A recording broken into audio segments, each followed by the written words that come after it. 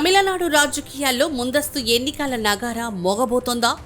ఒకవైపు సరికొత్త ముఖ్యమంత్రి దళపతి విజయ్ తన 40 రోజుల పాలనతో అసెంబ్లీలో ప్రజల్లో గట్టి ముద్ర వేస్తుంటే, మరోవైపు మాజీ CM DMK chief MK Stalin చేసిన వ్యాఖ్యలు ఇప్పుడు సంచలనం రేపుతున్నాయి. ఎన్నికలు ఎప్పుడైనా రావచ్చు, 3 నెలలు కావచ్చు లేదా 6 నెలలు కావచ్చు. క్యాడర్ అంతా 100% సిద్ధంగా ఉండాలి అంటూ స్టాలిన్ పిలుపునిచ్చారు. అసలు చెన్నై వేదికగా జరిగిన సభలో ఏం జరిగిందో ఇప్పుడు చూద్దాం.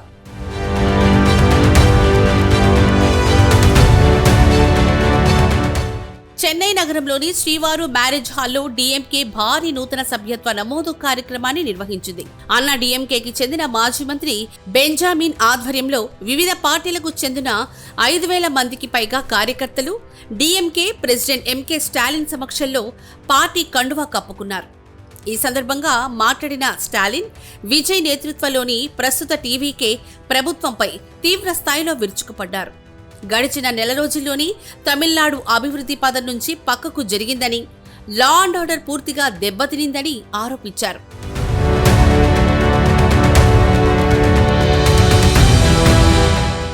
తమ 5 ఏళ్ల పాలనలో తమిళనాడును దేశంలోనే 2వ అతిపెద్ద ఆర్థిక వ్యవస్థగా నిలబెట్టామని స్టాలిన్ అన్నారు. ముఖ్యమంత్రి బ్రేక్ఫాస్ట్ స్కీమ్, మహిళలకు ఉచిత బస్సు ప్రయాణం వంటి పథకాలే రాష్ట్రానికి గుర్తింపు తెచ్చాయని స్టాలిన్ గుర్తు చేశారు. కానీ ప్రస్తుత ప్రభుత్వంలో నేరాలు, డ్రగ్స్, పవర్ కట్స్ పెరిగిపోయాయని, ఇన్వెస్టర్లు పక్క రాష్ట్రాలకు పారిపోతున్నారని ఆరోపించారు. కనుక ఎన్నికలు ఎప్పుడైనా రావచ్చని, కార్యకర్తలు, క్యాడర్ అంతా సిద్ధంగా ఉండాలని స్టాలిన్ పిలుపునిచ్చారు.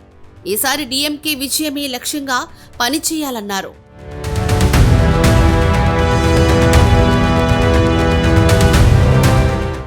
இதை வெளிப்படையாக பார்த்துட்டு பாராட்டாங்க, சில பேர் பொறாமப்பட்டாங்க. ஆனால் இப்போ ஆட்சி மாற்றம் நடந்திருக்கு. இந்த ஆட்சி மாற்றம் நடந்து 1 மாசத்திலேயே தமிழ்நாடு இன்றைக்கு அதல பாதாளத்துக்கு போகக்கூடிய ஒரு சூழ்நிலை ஏற்பட்டிருக்கு. தொழில் நிறுவனங்கள் இந்த புதிய ஆட்சியை நம்பி தமிழ்நாட்டுக்கு வர பயப்படுறாங்க, தயங்குகிறாங்க. அதனால வேற மாநிலங்களுக்கு போயிட்டு இருக்கிறாங்க. என்ன காரணம்? சட்டம் ஒழுங்கை பற்றி சொல்லவே தேவையில்லை. பாலியல் கொடுமைகள், போதை மருந்து நடமாட்டம், பெட்ரோல் குண்டு வீச்சு, அரிவாள் வெட்டுகள், கொள்ளைகள், அராஜகங்கள், டிவியை பார்த்தா, பேப்பரை படித்தா இந்த செய்திகள் தான் கண்ணப்படுது. அதுலேயும் குறிப்பாக நிறைய குற்றங்களில் ஆளுங்கட்சிக்காரங்களே சம்மந்தப்பட்டிருக்கிறாங்க. இதுதான் வேதனை. இன்னொரு பக்கத்தில் மின்வெட்டு, விவசாயிகள் போராட்டம், பல்வேறு பிரச்சனைகள். ஆனால் எதை பற்றியும் கவலைப்படாமல் ஒரு டேக் டைவர்ஷன், திசை திருப்புற வேலையில் இந்த ஆட்சி நடந்துட்டு இருக்காங்களே தவிர, இவங்களோட இந்த டெக்னிக் மக்களுக்கு இப்போ புரிய ஆரம்பிச்சிருச்சு. இப்போ தான் பேச ஆரம்பிச்சிருக்கிறாங்க. தப்பு பண்ணிட்டோம், ஓட்டு போட்டவங்களும் கஷ்டப்படுறாங்க, ஓட்டு போடாதவங்களும் கஷ்டப்படுறாங்க. இப்போ அவங்களே இப்போ தன்னெழுச்சியாக பல இடங்களில் போராட ஆரம்பிச்சிருக்கிறாங்க. இன்றைக்கு பார்த்தீங்கன்னா அமைச்சர்களும் எங்கேயாவது காரில் டூர் போகும்போது, நிகழ்ச்சிக்கு போகிற போது வழிமறித்து கேள்வி கேட்க ஆரம்பிச்சிட்டாங்க.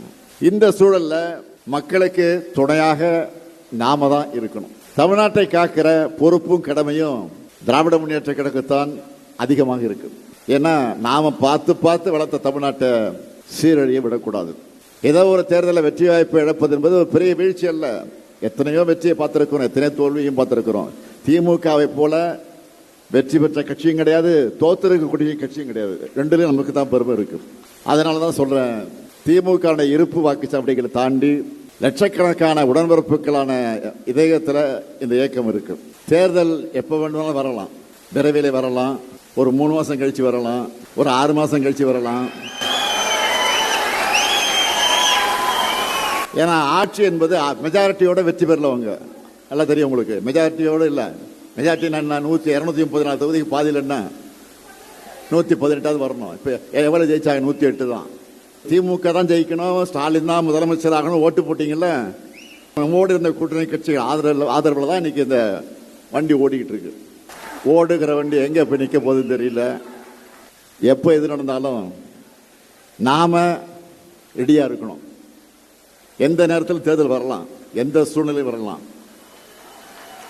100% நம்ம ரெடியாக இருக்கணும். எனவே கழகத்தினுடைய வெற்றிக்கு இந்த நிமிஷத்திலிருந்து உழைக்க தொடங்குவோம், பாடுபடுவோம், பணியாற்றுவோம் என்ற உறுதி எடுக்கிற நிகழ்ச்சியாக இந்த நிகழ்ச்சியை நான் பயன்படுத்திக் கொள்ள விரும்புகிறேன். எனவே தாய் கழகத்தை தேடி வந்திருக்கக்கூடிய முன்னாள் அமைச்சர் நம்முடைய இனிய சகோதரர் பெஞ்சமின் அவர்களையும் அவரோடு வந்து சேர்ந்திருக்கக்கூடிய உங்க எல்லாரையும் மீண்டும் ஒரு முறை வருக வருக வருக என்று வரவேற்க கடமைப்பட்டிருக்கிறேன்.